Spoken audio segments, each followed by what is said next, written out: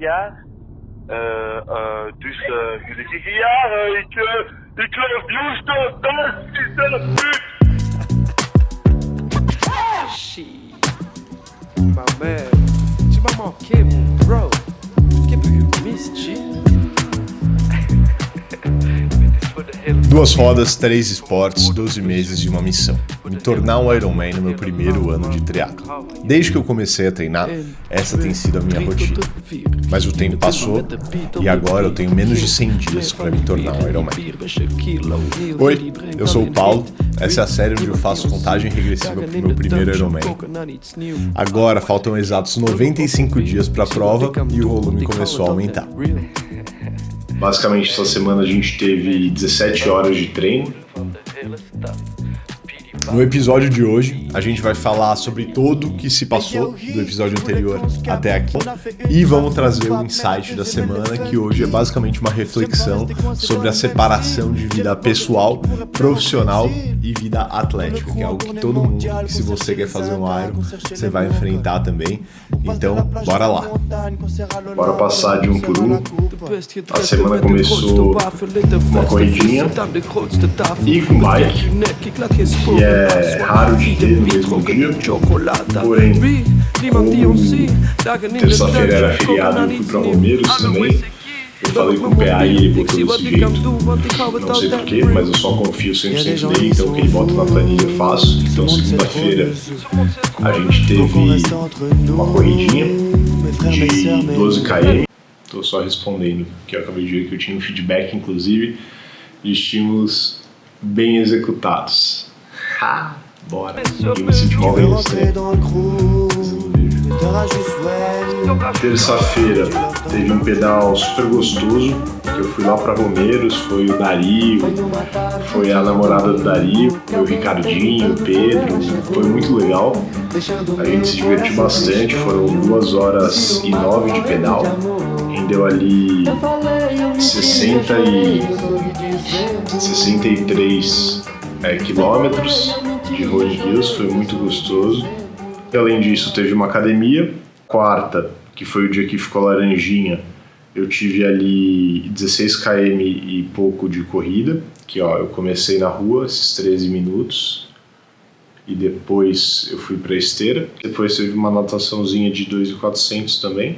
Na quinta-feira eu tive, de novo, hipertrofia, que é a academia, mais uma bike muito sofrida, quase morri, que foi essa daqui, 1h30, mas com muito estímulo, tipo alternado, watts altíssimos, doeu bastante esse. Daí eu tive, antes de ontem, a maior natação da minha vida, foram 3.900 metros, também super gostoso, mais uma corridinha de 30 minutos, que tem toda a sexta para basicamente soltar o corpo bem na natação, e a corrida acho que é pra manter a perna girando, sinceramente, mas é tudo regenerativo. Para sábado conseguir fazer de novo meu maior treino de bike até agora em elevação. Eu ganhei, foi 2.300 metros de elevação, se eu não me engano, em 80 km de treino, em 4 horas. Lá em Romeiros, na parte mais difícil. Baita treinão, fui sozinho nesse, eu fui com o Ricardinho e encontrei o Murilão lá, mas eles foram pro bike ok e eu fiquei na parte que tem mais inclinação. Baita treino, e na T2, que foi tipo 12 minutinhos, eu saí correndo super bem, super leve. Fiz 5,12 por quilômetro, que é muito bom. No meu nível, teve uma hora que eu tava olhando no relógio, deu 4,50 de pace, da T2 e tava tipo, tranquilaço, então foi muito bom, tipo, controlando na frequência mesmo, podia passar de 5,5. E hoje a gente teve uma bikezinha no rolo levinha também, e uma mobilidade de 14 minutos. Então, bom, essas foram as 17 horas de treino dessa semana que se passou.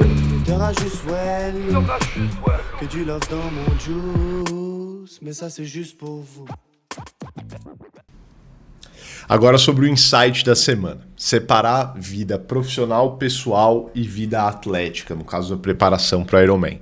Isso é algo que eu decidi não fazer mais. tá? E eu vou te explicar por quê.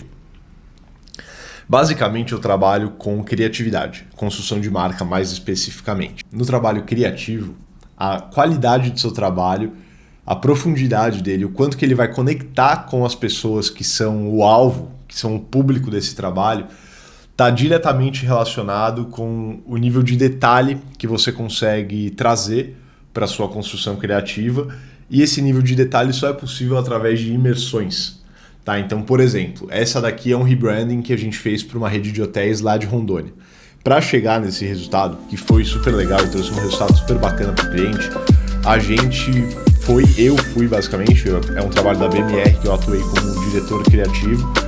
Eu fui lá para Rondônia, fiquei uma semana vivendo a realidade, indo em fazenda de café, comendo na churrascaria local, conhecendo as pessoas, indo ver lida com gado, as plantações, vivendo dentro do hotel mesmo, tomando café da manhã, falando com as pessoas. E tudo isso para colher os insights que eu precisava para chegar no resultado que eu cheguei com a marca. E isso me traz uma provocação. Esse foi o resultado de uma semana de imersão. Agora imagina se eu fosse o criativo que eu sou, com todas as referências que eu tenho, porém eu vivesse 100% hotelaria. Se eu vivesse dentro de hotéis, soubesse tudo sobre hotéis e conseguisse juntar isso com as minhas referências de um jeito muito mais profundo e muito mais refinado, falando desse tipo específico de cliente. Eu acredito que eu chegaria num resultado absurdo, muito mais legal do que eu cheguei, embora tenha sido um resultado muito bacana. Agora vamos falar de vida atlética. O esporte é uma constante, que sempre teve na minha vida. Nunca parei de fazer esporte. Beleza. Só que nunca foi tão intenso quanto agora. Para fazer um Ironman, a gente está falando de treinos que vão passar, já provavelmente semana que vem, começam a passar de 20 horas semanais. Ou seja, é muito treino.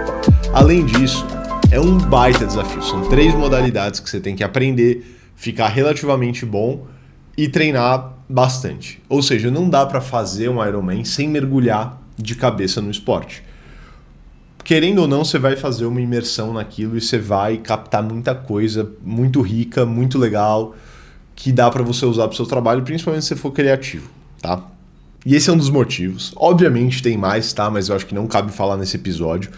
Desde que eu decidi fazer o Ironman, eu também decidi mudar o meu foco de trabalho, de criatividade para todos os mercados, para focar em criatividade voltada para o esporte, saúde e bem-estar. O que me leva para o meu terceiro ponto, que é o ponto da vida pessoal. E fazer um Ironman, se você está pensando em fazer, vai afetar a sua vida pessoal também. Porque, de repente, não existe mais sexta-feira, tá? Você não vai mais sair de sexta, porque sábado você tem longo. Não existe mais álcool, porque você bota tanto estresse no seu corpo de treino que você precisa otimizar todo o resto para a sua recuperação.